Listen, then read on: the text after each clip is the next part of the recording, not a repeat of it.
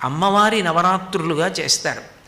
నవరాత్రులుగా చేయుట అన్న మాటకి ఉన్న అర్థాన్ని జాగ్రత్తగా పరిశీలించవలసి ఉంటుంది. నవరాత్రులు అంటే 9 రాత్రులు అని. నిజానికి 9 రాత్రులుగా చేయడానికి రాత్రుళ్ళు చేసే ఉపాసన ఏం ఉండదు. రాత్రి మనం పూజ చేస్తామా, రాత్రి భజన చేస్తామా, రాత్రి జాగరణ చేస్తామా, ఏమీ చెయ్యం. కానీ నవరాత్రి అంటాం. వసంత నవరాత్రులు, గణపతి నవరాత్రులు, శారదా నవరాత్రులు ఎప్పుడు రాత్రి శబ్దాన్ని ప్రయోగిస్తారు. రాత్రి శబ్దాన్ని ఎందుకు ప్రయోగిస్తారు అంటే రాత్రి వేళ ఉన్న వస్తువు ఉన్నట్లు కనపడదు. అది దొంగో తెలియదు, దొంగో తెలియదు, తాడో తెలియదు, పామో తెలియదు.